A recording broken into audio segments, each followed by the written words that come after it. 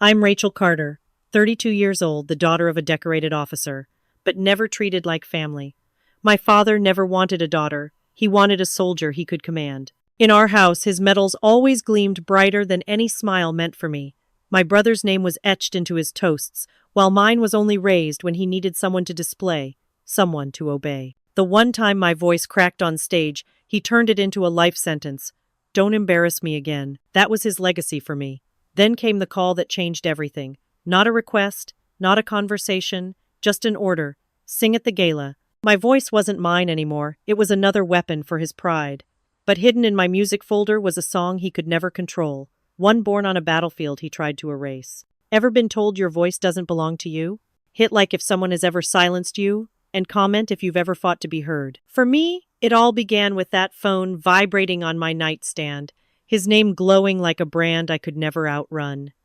I didn't need to check the screen to know who it was. My father's timing always carried the weight of inevitability, like the ringing of a bell that couldn't be ignored.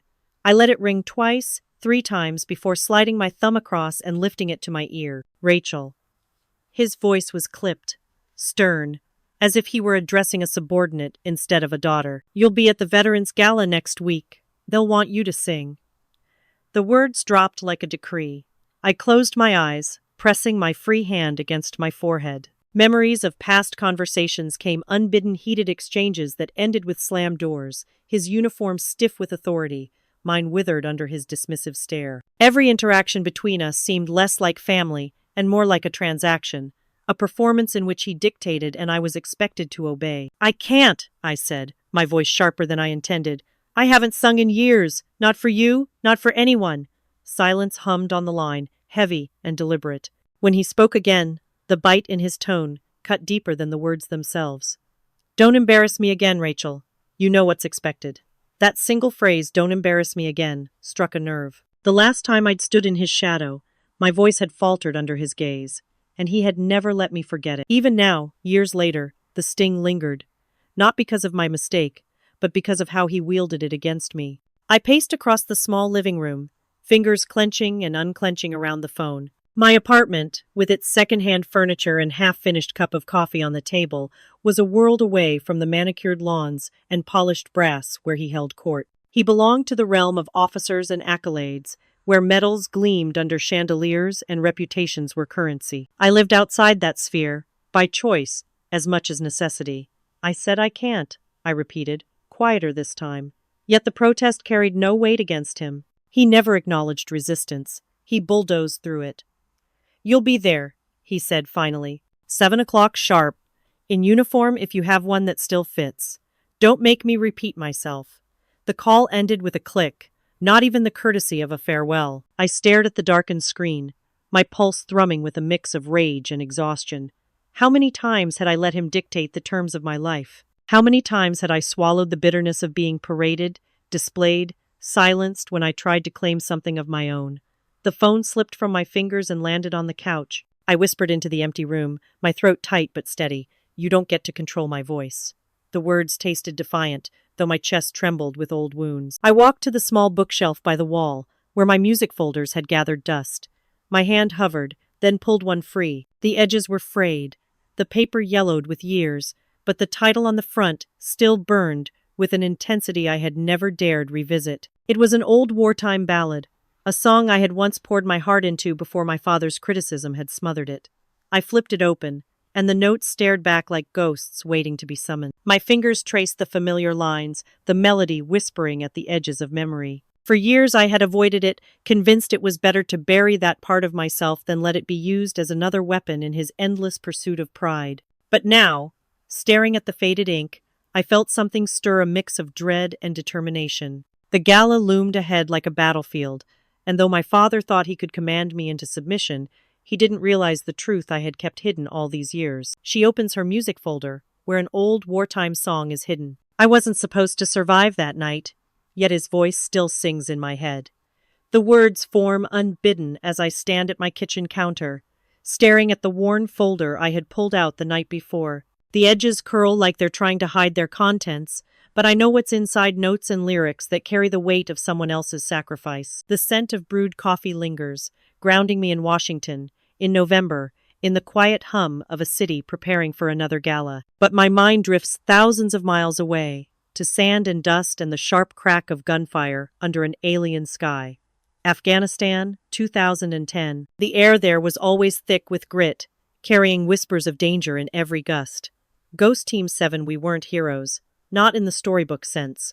We were shadows, sent where others didn't want to tread. And yet amid the constant tension there was Harris, Sergeant Daniel Harris, his smile unshakable even when the night was at its blackest. He carried songs in his heart the way others carried ammunition, and he shared them freely, like smuggling light into the dark. I can still hear him, crouched beside me, in a bombed-out ruin that served as our shelter, whispering a melody he claimed was forbidden, because it wasn't on any approved playlist of morale-boosting anthems. "It's too raw," he said with a grin.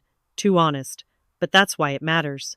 He hummed the tune softly, and I felt the vibration in the dirt under our boots more than in the air. "Learn it," he told me. "You've got the voice, Carter. Not the kind that marches soldiers, but the kind that keeps them human." I laughed it off then, embarrassed by the compliment, but he pressed the sheet into my hands. His handwriting sprawled across the margins, notes about tempo, pauses, breaths. "If I fall," he said, looking me square in the eye, "you sing. That's all I want." The memory claws at me even now, years later.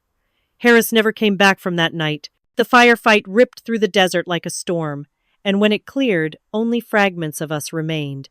I wasn't supposed to survive, but I did. And I've carried his promise like a wound that never healed, a weight that tightened every time my father demanded silence, demanded control. The present crashes back as I shuffle through the folder, fingers brushing over the same notes Harris wrote. The gala, my father's order, Harris's plea. They tangle inside me, pulling me in opposite directions.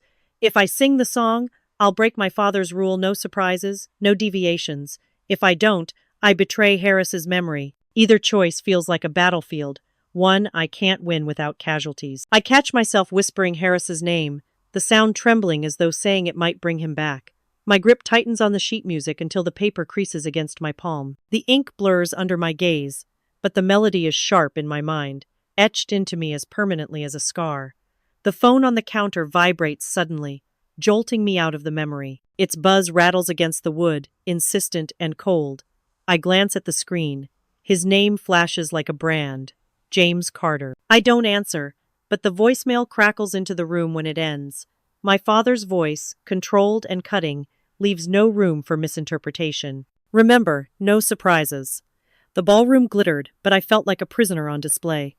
The chandeliers threw their light across polished marble floors, gilding everything in a soft golden haze. Laughter ricocheted off the walls, glasses clinked, and uniforms gleamed with medals pinned to pressed jackets. I smoothed the fabric of my plain black dress as though it were armor, but it offered no protection from the scrutiny of the room. Every step toward the crowd was a step deeper into a cage, its bars made of expectations and my father's commands. His warning still rang in my ears, no surprises. The echo of that voicemail had followed me here, beating like a drum in my head. My father, Colonel James Carter, stood near the center of the room, surrounded by men whose ribbons and stars carried weight heavier than gold. His posture radiated pride, but I knew the brittle edge beneath it. His pride was never about me. It was about what I could do to uphold his image. "Rachel," he greeted with a practiced smile when I approached, his hand clamping on my arm as though steering a wayward cadet. "Gentlemen, this is my daughter." His voice lifted, loud enough for the nearby circle to hear. "She sings, though not everyone appreciates it." A ripple of polite laughter moved through the group, but each chuckle was a nail hammered into my chest. The mockery wasn't just a joke, it was a reminder of the one time I faltered, the one note that cracked, the moment he would never let die. I forced my lips into something resembling a smile, but my throat ached with words unsaid. From across the cluster of decorated officers, I noticed him General O'Neill, tall, gray-haired, with eyes that seemed to cut through noise the way a blade slices fabric. His gaze landed on me, and stayed there, measured and heavy. For a moment, I wondered if he could see the tremor beneath my calm, if he recognized something my father never had, that my silence wasn't weakness but defiance straining against its leash. James leaned closer, his breath sharp with whiskey as he whispered, "Don't embarrass me. Again." The words were venom disguised as caution, a reminder that tonight wasn't about me, it was about his reputation, about how he stood in O'Neill's estimation. My fists curled against the silk of my dress, nails biting into my palms as though anchoring me in place. The chatter of the ballroom dimmed as a man in a crisp tuxedo stepped onto the small stage at the far end of the hall. He tapped the microphone, and the crowd fell obediently silent. My pulse climbed with each second. The host's voice rang out with an air of celebration. "Ladies and gentlemen, please welcome Rachel Carter to the stage." Every note I sang was a confession and a rebellion. The spotlight burned hot against my skin, making the sequins of strangers' gowns shimmer like stars scattered across the ballroom. The microphone waited in front of me, tall and unyielding, its silver head catching the light like a blade. My father stood off to the side with that rigid smile he always wore in public, his jaw clenched just enough to warn me, behave, obey, conform. The weight of his stare pressed against my ribs harder than the stage lights. The pianist began the opening chords, and I let my lips shape the familiar words of a safe, sanctioned hymn, a patriotic anthem everyone expected, one that carried no risk, no sting. My voice was steady, warm even, filling the silence with what they wanted to hear. Applause would come politely, my father's reputation intact, the evening unruffled. That was the script he wrote for me. But Harris's face flickered in the back of my mind, dust clinging to his uniform, his grin defiant in the glow of firelight. "If I fall, you sing." His words had never left me. Tonight the promise trembled inside my throat, demanding release, and I realized, standing under that crushing spotlight, that my silence would be the greater betrayal. Midway through the hymn, I paused just long enough to shift the sheet music, though my hands barely trembled.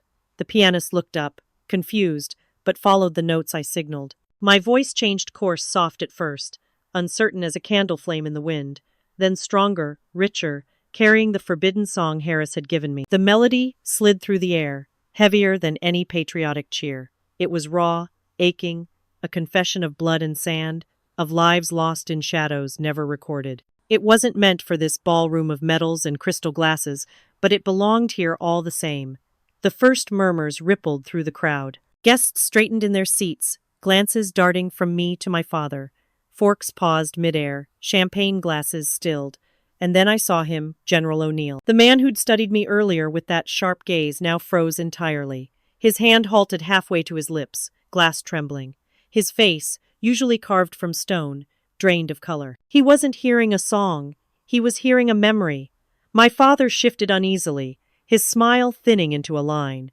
He stepped forward a fraction, but something in O'Neill's posture stopped him cold. The general rose slowly from his chair, eyes locked on my father with a ferocity that sucked the air from the room. Whatever authority James Carter wielded here seemed to shrink beneath that stare. My voice carried the final notes until silence swept the hall, an unnatural silence thick with revelation. My chest heaved, and I lowered the microphone, the echoes of the song still trembling against the chandeliers. My father's face was a mask of fury barely restrained. O'Neill's was something else, fear. I leaned closer to the microphone, my voice no louder than a breath, but every ear in the ballroom heard it. "Now you remember." When a general stands, the room trembles.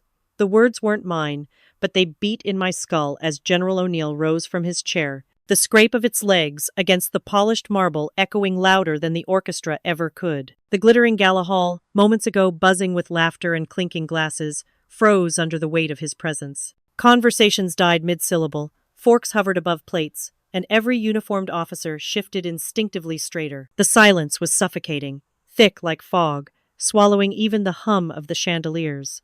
Who authorized that song? O'Neill's voice cut through the air like steel, reverberating against the walls. He wasn't asking a question, he was issuing a demand, one meant to slice through any lie before it was born. His eyes, pale and merciless, scanned the stage and then locked on my father. Colonel James Carter's confident mask cracked. I'd seen him command platoons with unshakable certainty, but in that moment, he faltered. His mouth opened and closed once, as if testing which excuse might land safest. It was just a performance, he managed, his tone too light, strained. My daughter doesn't know but the words tangled in his throat. He swallowed, his hands twitching at his sides. The colonel who lived for control suddenly looked small beneath O'Neill's glare. I remained still, the microphone cooling in my palm. I said nothing, Silence was my sharpest weapon tonight, and I wielded it with precision. The longer I stayed quiet, the more the tension shifted from me to him. Each heartbeat stretched into an eternity, and in that eternity, every officer in the room was studying James Carter, not me. Operation Black Ribbon. The words slithered out from the corner of the gathering, spoken by a man with a chest full of ribbons dulled by time. His voice was gravelly, haunted. I heard that song. In Black Ribbon. His gaze clouded as though staring past the chandeliers back into dust and gunfire. A ripple spread through the ranks of men and women standing shoulder to shoulder. Some stiffened, others exchanged uneasy glances. The name carried weight, heavy and unspoken, like a classified file dragged into the light of a ballroom. My father's complexion drained, his jaw clenching so tightly I could almost hear the grind of teeth. O'Neill's attention never left him, though his words shifted toward me. "Miss Carter," he said slowly, his voice low, controlled, dangerous. "You will meet me privately later." His eyes cut into me, not with disdain but with demand, as though I had become the hinge on which the night, and perhaps more, would swing. I lowered my gaze, not out of fear, but calculation. The room was still trembling with the general's shadow, and for the first time, my father was the one trapped inside it. It didn't take long for whispers to twist into headlines. By the time the first snow dusted the streets of Washington that December, my name was already plastered across a dozen screens. Not in praise, not in curiosity. No, the headlines dripped poison. Decorated officer's daughter suffers trauma unfit to perform. Sources cite erratic behavior, delusions. The words bled together as I scrolled, my breath turning shallow. Each click unearthed another smear. Half, truths sharpened into daggers, lies dressed as concern. I had known my father's anger would not rest after the gala. But this was war by 1,000 cuts. Anonymous, sources close to the family, whispered that I'd been unstable since Afghanistan. That I had invented ghosts to cope. That I'd humiliated the colonel and tarnished the military by dragging old wounds into song. My fists clenched, nails biting into my palm until pain snapped me back. The hum of my apartment felt too loud, too fragile. The heating pipes rattled, the fridge buzzed in its corner, and beneath it all, my phone vibrated again and again with alerts I couldn't bear to open. I tried to rehearse what I'd say when I finally met General O'Neill, tried to steady my voice, but each headline gnawed deeper, shredding the confidence I had clung to on that stage. Unstable, delusional. The words had my father's fingerprints all over them. James Carter didn't need to shout to destroy me. He had always known the right levers to pull. Connections, influence. One phone call and reporters fell into line. One whisper and I was no longer a woman who kept her promise to a fallen friend, but a damaged daughter who couldn't be trusted. I turned off the laptop, shoved the phone under a pillow, but the silence only grew heavier. That was when the envelope appeared. No knock, no footsteps, just the faint scrape beneath my door. My pulse spiked. I crossed the room, each step hesitant, and stared at the plain manila envelope resting on the mat. My name wasn't written on it, only a smudge of ink that looked like a fingerprint. I tore it open with trembling hands. Inside were photographs, black and white, edges frayed as though they'd been passed through too many hands. Ghost Team 7, faces half in shadow, eyes too young for the missions they carried. My chest constricted as I recognized Harris, frozen mid-laugh, his arms slung around me, dust still clinging to our uniforms. Someone had circled his face in red ink, the mark jagged, urgent. Beneath the photos, a single note, handwritten, stark. "You're not crazy. Meet me." The paper shook in my grasp, my throat tightening around 1,000 questions. Whoever had sent this knew. They knew the song, the mission, the betrayal. And they wanted me to know I wasn't alone. But in that moment, standing in the dim light of my modest apartment, the smear campaign screaming outside and my father's shadow looming larger than ever, I realized something terrifying. If I answered this call, there would be no turning back. The Pentagon's walls don't echo, they suffocate. The words lived in my head the moment I stepped inside, swallowed by white corridors that stretched like arteries feeding some cold, metallic heart. Guards in pressed uniforms stood at rigid attention, their eyes flat, indifferent. The silence wasn't ordinary silence, it was engineered, perfected. Even my footsteps seemed swallowed, as if the building itself wanted to erase me before I ever spoke. General O'Neill's summons had been curt, his tone clipped. "Closed hearing. Be ready to testify." I had dressed carefully. though nothing in my closet could disguise the nerves thrumming in my chest. A black dress, simple, respectful, but with steel in the cut. As I followed the aide through a maze of identical doors, I reminded myself of Harris's promise. If I fall, you sing. That's all I want. The song had already lit the fuse. Now came the explosion. The chamber was smaller than I expected. No grand courtroom, no flags waving in the air, just a polished table, leather chairs, and a handful of officers whose expressions gave away nothing. O'Neill sat at the head, posture carved from stone. Beside him, James Carter. My father didn't look at me. His eyes remained locked on the polished wood, as if sheer force of will could render me invisible. Miss Carter, O'Neill began. His voice graveled, weathered by decades of command. You've been called to provide testimony regarding Ghost Team 7. The air shifted at those words, a subtle tightening of jaws, a flicker of exchanged glances. My heart kicked harder, but I forced my voice steady. Ghost Team 7 wasn't a rumor. It wasn't an experiment. It was real. We were deployed in Kandahar, 2013. 7 men, 1 woman, missions classified, deniable. We followed orders, and we bled for them. My father moved then, finally, his lips curling. With all due respect, he said, voice sharp enough to cut glass. There was no Ghost Team 7. It is a fabrication, a delusion of a young woman who has struggled since returning from the field. I urged the board not to indulge her fantasies. My nails dug into my palms under the table. I looked directly at him. Fabrication? I have scars on my body that didn't appear out of thin air. I carried Harris out of that valley. I dug his grave with my own hands. You tell me that didn't happen. The room shifted again. Uneasy. A cough. The shuffle of paper. One officer leaned back, skeptical but not dismissive. Another avoided my eyes. Without hard evidence, my words hovered in the void, vulnerable to my father's rank and reputation. Colonel Carter, O'Neill said slowly, your daughter's claims are serious. James leaned forward, his tone crisp, rehearsed. Serious, yes, but they are also baseless. There is no record, no files, no mission logs. You'll find nothing, because nothing ever existed. I will not allow her to tarnish the honor of our uniform with wild accusations. The suffocating air pressed tighter against my lungs. They wanted proof. Paper, ink, files stamped in red. But all I had were memories, blood, the faces of men the world had erased. The words tore out of me before I could stop them. I saw the bodies. My voice cracked, raw and unpolished. I buried Harris myself. I put his dog tags in the dirt and prayed over them because no one else would. Don't you dare stand there and tell me it was nothing. The silence that followed was complete. It wasn't awkward or hesitant, it was heavy, unbearable, like the room itself had inhaled and forgotten how to exhale. The officers shifted, some uneasy, others suddenly unable to meet my gaze. My father's face, pale with fury, betrayed the first fissure in his armor. General O'Neill's eyes lingered on me longer than anyone else's. Then, without speaking, he slid a folded slip of paper across the table. His expression never changed. Look deeper into the archives, he said quietly, almost a growl. My father's head snapped toward him, but O'Neill's gaze remained steady, immovable. I took the paper, folding it into my palm before anyone could protest. My pulse thundered in my ears. The hearing adjourned minutes later, dismissed with sterile words and cold handshakes.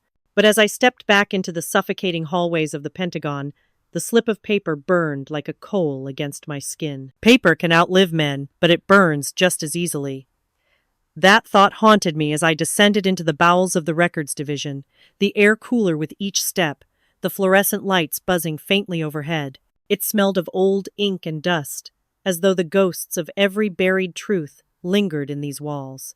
O'Neill's slip of paper had been short, unsigned, just a clearance code scribbled in his hand. It was enough to pass me through the first checkpoint, though the clerk had squinted at me like he sensed I was trespassing into a world not meant for me. I walked past rows of metal cabinets and shelves stacked high with forgotten boxes. Each bore cryptic labels: Operation Iron Reef, Project Hollow Sky. My pulse quickened. Somewhere among these coded tombstones lay proof that Ghost Team 7 was not a delusion, not a dream stitched together by trauma. Proof that Harris had lived, fought, and died under orders that had no business being erased. The clerk muttered something about closing in 20 and left me under the dim glow of a single lamp. I clutched O'Neill's note like a talisman and moved deeper, searching for the right drawer, the right box, the right sliver of history that hadn't yet been reduced to ash. At first, I found nothing but redactions lines of black ink swallowing truth whole. Reports with dates, but no names. Missions noted, but never explained. And then, wedged between folders misfiled under an innocuous label, I found it. Ghost Team 7. The words stopped me cold. My fingers shook as I pulled the dossier free. The folder was thinner than it should have been. Someone had tried to strip it clean. But not clean enough. Inside were scraps, operational orders, mission maps, casualty projections. My eyes blurred as I devoured each page. Names. Harris. Me. Others whose faces had haunted my dreams for a decade. My throat tightened. This was it. This was proof. And then I saw the bottom of one order. The ink faded, but legible. Authorization. Colonel James Carter. I froze, reading it once, twice, a third time. My father's name scrawled in official black, beneath words that made bile rise in my throat. Acceptable loss. He hadn't just known about the mission. He had signed it. He had consigned Harris and the rest of us to expendability. My heart pounded as I fed the page into the ancient photocopier, its grinding hum unbearably loud in the silence. The copy slid out, the ink still warm, and I clutched it to my chest like it was oxygen. Proof. Finally, proof. But the moment of triumph shattered with the groan of a door opening. Boots echoed on the concrete floor. A flashlight beam cut across the stacks, sweeping toward me. I froze, the folder still open in my hands, the incriminating documents splayed wide. The guard's voice carried, bored but dangerous. Who's down here? Records are closed. The light drew closer, creeping along the edges of the shelves. My breath caught, every muscle taut. I pressed the copy tight against my body, my fingers slick with sweat. The folder trembled in my grip. One wrong move and the proof I had fought for would vanish into confiscation or worse, the fire my father had always known how to set. He tried to erase me with ink and rumor. By the last week of December, the city outside my apartment had folded itself into winter silence. Snow clung to the curbs like forgotten bones, and the streets glowed with the sickly orange of lamps fighting through fog. Inside, I sat at my small kitchen table, surrounded by newspapers, screens, and whispers printed in bold type. They had multiplied in the past days, spreading like mold across every channel I dared to check. Rachel Carter, troubled soldier turned diva. Sources question mental state of Colonel Carter's daughter. Delusional war vet claims secret team existed. Each headline was another nail hammered into my credibility. Anonymous friends had described me as unstable, erratic, paranoid. Some even suggested my service had been exaggerated, that I had fabricated deployments to feed my delusions. It was my father's handiwork, too precise, too brutal not to be his. His reach extended through the press like veins of poison, and all he needed to do was whisper the right lies into the right ears. For 2 nights I didn't sleep. I sat staring at my own reflection in the darkened window, asking myself if maybe they were right. Maybe the song, the hearing, the archives, maybe all of it was just a desperate veteran's hallucination stitched together from grief. My chest hollowed with the thought, my grip on reality trembling at the edges. I nearly folded, nearly picked up the phone and called the number I had avoided all my life, just to say, "Fine, you win. I'll be silent, I'll disappear." But before I could break, the universe slid something beneath my door. At first, I thought it was another anonymous attack, but the envelope was handwritten, the ink uneven, the paper worn at the corners as though carried a long way. My fingers shook as I tore it open. Inside was a letter, written in neat, careful script. "Rachel, I heard your song at the gala. I don't know how you knew it, but the moment the melody began, I felt Daniel in the room again. For 10 years they told me to forget. They said he died in an accident, that his service records were incomplete, that I should move on, but I never could. And then your voice carried him back to me, if only for a few minutes. You told me my son wasn't forgotten. Don't let them take that from you. Whatever they say, whatever they print, hold on. You're not alone in this. You carry his voice, and mine too." Janet Harris' tears blurred the words before I could finish reading. My body folded around the letter as if it were a lifeline. For the first time in weeks, I felt something other than bitterness or rage. Hope, fragile but alive, threaded itself through me. Harris had asked me to sing for him if he fell. Now his mother asked me to keep carrying that torch. The lies in the papers no longer mattered as much. The smear campaign was ink, but this letter was blood. I pressed the page to my chest and whispered into the empty room. I won't let you down, Daniel. Not you. Not her. Not any of you. The moment held me still until a sharp knock rattled the door. My heart jerked, fear and suspicion colliding. Slowly, I rose, clutching the letter like a weapon. When I opened the door, the cold rushed in along with a man I recognized only from fragments news clippings, rumors from the veteran community, a shadow at the edges of stories I had half believed. Ethan Walker stepped inside without hesitation, his eyes scanning the room before settling on me. His voice was low, urgent, but steady. We need to talk about Ghost Team 7. When he rolled up his sleeve, the past inked itself into the present. The diner smelled of burnt coffee and grease, its neon sign flickering against the frosted January night. I slid into the cracked leather booth, nerves buzzing so loudly I could barely hear the hum of the jukebox in the corner. Ethan Walker sat across from me, his face lined with years of shadows. He hadn't spoken much since showing up at my apartment, and now, in the dim light of this forgotten roadside place, it felt like the air itself was waiting for him to break the silence. His eyes, sharp but worn, studied me before he moved. Slowly, deliberately, he pushed up the sleeve of his jacket. The ink came into view faded, scarred in places, but unmistakable. A black insignia shaped like a fractured ghost, the letters GT7 etched beneath it. My breath caught. Harris had once drawn it in the sand overseas, laughing that our little team needed its own mark. Seeing it now, permanently carved into Ethan's flesh, was like touching a ghost. You're not supposed to exist, I whispered. They said everyone. My voice faltered. They did, Ethan replied, his tone rough, like gravel ground under boots. I was supposed to be ashes in the desert with the rest, but I ran. I ran because I saw what was coming. Carter wanted no survivors. Ghost Team 7 was never meant to be remembered. I clenched my fist beneath the table. He told me it was all in my head. That I made it up. Ethan shook his head. Number, you lived it, same as me. He reached into his jacket and slid something across the table. Metal clinked softly against the laminate surface. Dog tags, 5 of them, cold, scratched, each one bearing names that slammed into my heart like bullets. Sergeant Daniel Harris, Corporal Vega, Lieutenant Mills. The others blurred through tears. I picked up Harris's tag, the chain coiling in my hand, heavy as if the man himself stood beside me again. He made me promise, I murmured. If he fell, I would sing for him. Ethan's gaze softened for a fraction of a second. Then it hardened again. I saw the paperwork, Rachel, your father's signature, the words acceptable loss. We weren't just left behind. We were sacrificed because we knew too much, because our deaths were easier to hide than the truth. The world seemed to tilt under me.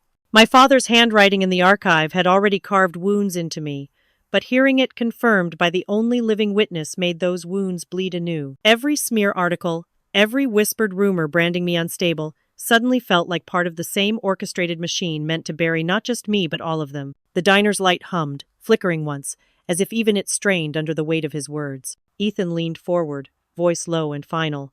Your father signed us away. I saw the order. I pressed Harris's dog tags to my lips, the taste of cold steel grounding me as my vision blurred. The letter from Janet Harris echoed in my memory. Don't let them take that from you. My chest tightened with grief, rage, and a new clarity. I looked at Ethan, my voice trembling but resolute. Then it's time the world hears your voice. It was just the two of us, but the silence felt like a courtroom. The study reeked of leather and polish, the air stale from years of cigar smoke that clung to every metal on the wall. My father sat behind his desk, posture rigid, eyes flicking over me like a commander sizing up a defiant subordinate. For a moment, neither of us spoke. The weight of our history pressed against my chest, his orders, his silence, his disdain. I dropped the thick folder onto the mahogany desk with a thud that broke the silence. Pages spilled out, black ink on yellowing paper, the dossier from the archives. His eyes darted to the signature. His signature, printed beneath the words, acceptable loss. What is this supposed to be? His voice was sharp, but too fast, too thin. Proof. My throat burned, but I kept my voice steady. You left them to die. You signed their death warrants. Harris, Vega, Mills, all of them. He leaned back in his chair, crossing his arms. These documents are forgeries, sloppy ones at that. Anyone with half a computer and an agenda could manufacture this garbage. I shoved one page forward, the photocopied signature staring up at him. Then why does your signature look exactly like this? My voice cracked, but I didn't care. The tremor carried more weight than a scream. His jaw tightened, a muscle ticking just beneath the surface. He picked up the page, studied it longer than he needed to, then slammed it back down. You don't understand the world you've stumbled into, Rachel. You think this is about me, about some petty betrayal. It isn't. You have no idea who you're up against. His words cut sharper than his denial. For the first time, there was something behind his anger fear. Not of me, not even of exposure, but of something larger, looming over us both. I stepped closer, hands trembling as I gathered the scattered pages. My heart hammered so loudly it drowned out the ticking of the grandfather clock in the corner. You always taught me to follow orders, to stay silent, to be the good soldier in your war. But this isn't your war anymore. He stood abruptly, his voice rising to a roar. You're going to destroy yourself, and you'll drag this family's name through the mud while you're at it. I met his fury with quiet resolve. The years of swallowed words, the endless nights haunted by Harris's voice, every ounce of humiliation he'd piled on me, they all crystallized into a single sentence. Neither do you. I clutched the file to my chest, turned on my heel, and walked out of the study without another word. His medals gleamed on the walls as I passed, hollow trophies of a man who thought honor could be bought with silence. The door shut behind me, and for the first time, I felt like the war between us had truly begun. The room was small, but the truth made it thunder. The banquet hall smelled of polished brass and old wine, a room designed for quiet toasts and hollow speeches.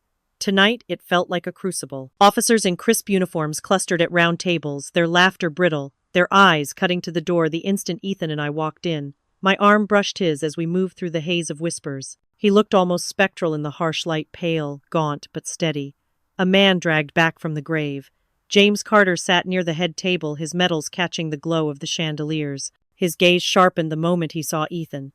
The glass in his hand stopped halfway to his lips. For the first time in my life, I saw something rare on his face. Dread.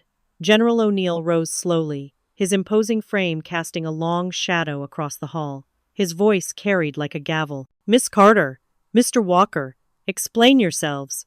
Ethan stepped forward before I could answer. He tugged his sleeve back with deliberate slowness. The ink shimmered under the light, the crest of Ghost Team 7, etched permanently into his skin. Gasps rippled through the hall like a current. Men shifted uncomfortably in their chairs. A few younger officers craned their necks, recognition dawning in their widened eyes.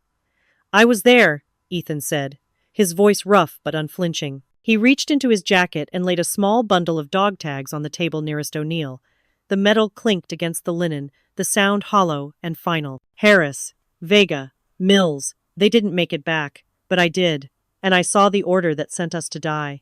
My father's face flushed crimson. He stood abruptly, his chair scraping across the floor. This is outrageous. That man is a deserter. He forfeited the right to call himself a soldier the moment he ran. Ran? Ethan's laugh was sharp, bitter. I crawled through mud and blood while your signature condemned my brothers. You called it an acceptable loss. Tell that to Harris's mother. He jabbed a finger at the tags, his hand trembling only slightly. O'Neill's gaze cut from Ethan to my father, his expression carved from stone. Colonel Carter, how do you explain this? A soldier we buried standing in this room? James Carter's voice faltered, brittle where it once commanded armies. He doesn't count. He was supposed to be dead. He deserted. His words crumbled, collapsing under the weight of their own absurdity. The officers around him shifted, whispers swelling into a low tide of disbelief. The air vibrated with something larger than anger. It was recognition, the quiet dawning of betrayal made visible in 100 pairs of eyes. My father's armor of authority cracked with every second that passed. I stood beside Ethan, my pulse steady for the first time in weeks. This wasn't just my fight anymore. The ghosts I carried had flesh and blood, voice and proof. The silence my father built his career on was finally breaking. General O'Neill raised his hand, and the murmurs died. His voice was steady, but it rolled across the room with finality. This will go before the full committee. The words landed like a verdict, and the room itself seemed to shift. The medals on my father's chest gleamed under the chandelier, but for the first time, they looked like chains. When walls fall, they crumble from the inside first. The city felt colder in late January, not from the weather, but from the way people had begun to look at my father. Washington, D.C. had always been his fortress. The polished halls, the polished words, the loyal men who stood at his side like steel pillars. But something invisible had shifted since that night with O'Neill. The air around him was thinner, the smiles and photographs withered faster. His fortress was crumbling, and it was happening from the inside. I felt it first in the veteran hall's dingy rooms tucked behind diners, with peeling flags and faded photographs. Men who once glanced past me now pulled me aside quietly, their voices low, eyes darting to make sure no one was listening. One old sergeant, his hands trembling as he poured weak coffee, leaned in and said, "I heard that song you sang. I remember it from Black Ribbon. We weren't supposed to survive either. But we did, and we were told to shut our mouths." His voice cracked, and he swallowed hard. I'm glad someone finally didn't. Others followed, one by one. A group of younger veterans boys, really, barely older than I had been when I first deployed, waited outside a cafe where Ethan and I sat. They didn't want photos or attention. They just nodded. Quiet acknowledgments, as if to say, "We're with you." Meanwhile, James Carter was still trying to hold the facade. He appeared on a televised interview, his uniform stiff, his voice clipped and defensive. He called the allegations lies manufactured by unstable individuals with personal grudges. He spoke of loyalty, honor, duty. But the camera caught the sweat gathering at his temple, the twitch in his jaw when the interviewer asked about Ethan Walker by name. Even through the screen, the strain was visible. In the city's heart, I began to notice subtle cracks. Officers who once clasped his hand at receptions now offered only brief nods, their grips cooler, their eyes careful. The silence surrounding him was no longer loyalty, it was distance. Ethan noticed it too. "He's bleeding allies," he muttered as we walked through the corridors of a veteran administration building. "Men like him need handshakes more than medals. When those dry up, so does their power." The real moment came late one evening. A fellow colonel, a man I remembered from my childhood, someone who used to visit our house with booming laughter, approached me in the shadowed hallway of a quiet building. His uniform seemed heavier on him than it once had. He didn't look me in the eye at first. Then he said, in a voice barely above a whisper, "We knew. We always knew. We just never had the courage you do." His hand shook as he touched my shoulder. "Don't stop now." Then he walked away, his head bowed, as if ashamed of all the years he'd stayed silent. For the first time, I realized this wasn't just my story. My father's fortress had been built on silence, and silence was breaking. One voice had become two, then a dozen, then more. Each whisper chipped another brick from his walls, and in that void, my own voice grew louder. That night, Ethan and I sat in my apartment, the glow of my laptop casting pale light over the cluttered table. We weren't expecting the news to break so soon, but the headline burned across the screen like a flare in the dark. Congress schedules public hearing on Ghost Team 7 within days. The words pulsed in my vision, and I felt my breath catch. This was it, the battlefield shifting from whispers to a stage where the entire country would hear. The cameras blinked like rifles aimed at the truth. The hearing room was hotter than it should have been, though maybe that was just the press of bodies, the thrum of whispers, the flash of cameras. Rows of reporters leaned forward, pens twitching, like they were waiting to write the obituary of a legacy. The committee members sat stiffly under the glare of spotlights, their nameplates gleaming like polished shields. This wasn't a room for justice, it was a battlefield dressed in suits and microphones. I sat at the witness table, palms flat on the cold wood, the folder of documents before me. My chest rose and fell in measured breaths, each inhale sharpened by the knowledge that every eye, every lens, was trained on me. Somewhere behind me, I could hear Ethan shifting in his seat, his steady presence an anchor against the swell of nerves. The chair cleared his throat. "We are here today to examine allegations concerning an operation referred to as Ghost Team 7. Miss Carter, you may begin." My voice wavered for the first few syllables, but steadied as I pressed forward. I told them about Afghanistan, about Harris, about the night the mission went black and my comrades never returned. I laid the photos on the table, their corners trembling under my fingertips. These men weren't ghosts. They had names. They had families. And they were abandoned. I lifted the page with my father's signature, sliding it toward the committee. "This," I said, my throat dry but steady, "is authorization for Operation Black Ribbon, signed by Colonel James Carter, classified as acceptable loss. The words tasted like poison on my tongue, but I forced them into the air. A murmur rippled through the room. I didn't dare look back, not yet. Instead, I leaned into the microphone. Daniel Harris asked me to remember him if he fell, to sing for him. That song was never rebellion. It was testimony. The chair nodded curtly. Mr. Walker? Ethan stood. He didn't wear a uniform, but he didn't need one. He rolled up his sleeve, the ink of Ghost Team 7 stark against his skin under the harsh lights. Gasps rose like a wave. Then he placed a chain of dog tags on the table, metal clinking, each name an accusation. I was there, he said, his voice rough, steady. We were real. We were sent to die. Colonel Carter signed the order. The cameras flashed like lightning. Reporters scribbled furiously. And then all eyes turned to him, my father. James Carter leaned forward, his knuckles white against the table.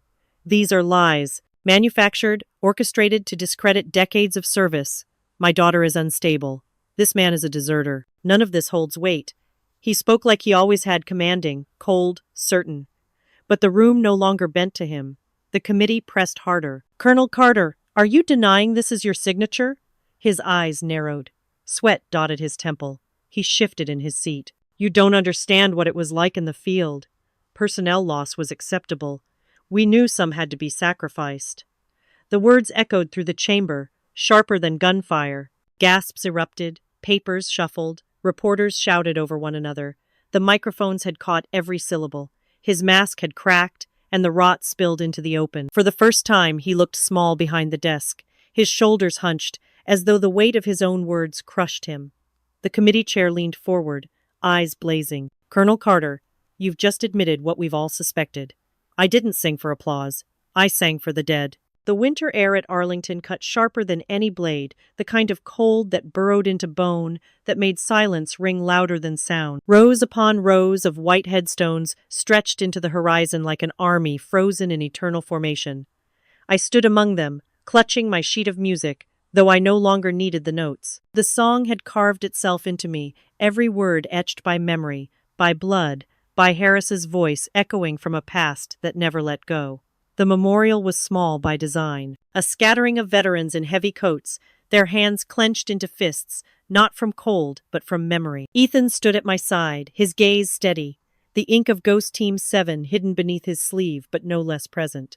Beyond the circle, I noticed cameras kept at a respectful distance. For once, this wasn't theater for headlines. It was truth, bare and quiet. Janet Harris approached, her eyes rimmed red but resolute. She touched my arm with a trembling hand. He can finally rest, she whispered. And her words carried the weight of every sleepless night, every unanswered letter, every photograph clutched until the edges curled. I nodded, my throat tight, unable to promise more than the song I had come to deliver. When I stepped forward, the veterans shifted with me. Some raised their hands in quiet salute, others bowed their heads. My father was here too, though not among them. I saw him at a distance, half shrouded in shadow, medals on his chest that no longer glittered but hung heavy, meaningless. His eyes found mine. For once, there was no command, no order, no voice to dominate. Just a man stripped bare, standing in the ruins of his own making. I opened my mouth, and the first note slipped into the still air. It wasn't rebellion this time.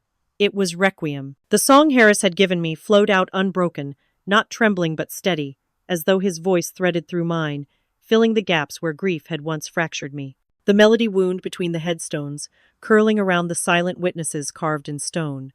Each lyric struck like a bell, tolling for the men who had been buried twice, once in the earth, and once in silence. As I sang, I felt the veterans shift. Shoulders shook, a few tears glistened on weathered cheeks. Ethan stood taller, as though the music rebuilt what the years had taken from him. Janet pressed her hands together, lips moving in prayer. Even the wind stilled, as if it too had come to listen. The final note hung in the cold, then dissolved into silence. No applause, no fanfare, just the sound of breath, of boots crunching faintly in the snow, of grief softening into remembrance. I lifted my eyes again to where my father had stood. He was already turning, walking away alone, his back rigid but his steps heavy. There was no ceremony in his retreat, no honor guard to follow him, just the shadow of a man who had finally been stripped of the power to command even the silence around him. Ethan moved closer, his hand brushing mine, grounding me in the living. I leaned toward him, my voice barely above a whisper, but sharp as a vow. This was only the beginning. Beneath the cold silence of Arlington, truth had finally broken through the fortress of lies, and the weight of betrayal no longer chained the living to the dead. The journey had shown that justice is never freely given, it must be wrestled from the hands of those who abuse power. Like a melody once buried in darkness, it may rise late, but when it does, it resounds so powerfully that no one can ignore it. No wall of deceit can stand forever against the tide of truth. If this story stirred you, please like, share, subscribe, and leave your thoughts below. Comment 1 if you feel the same fight for justice, or 2 if you still seek a different ending.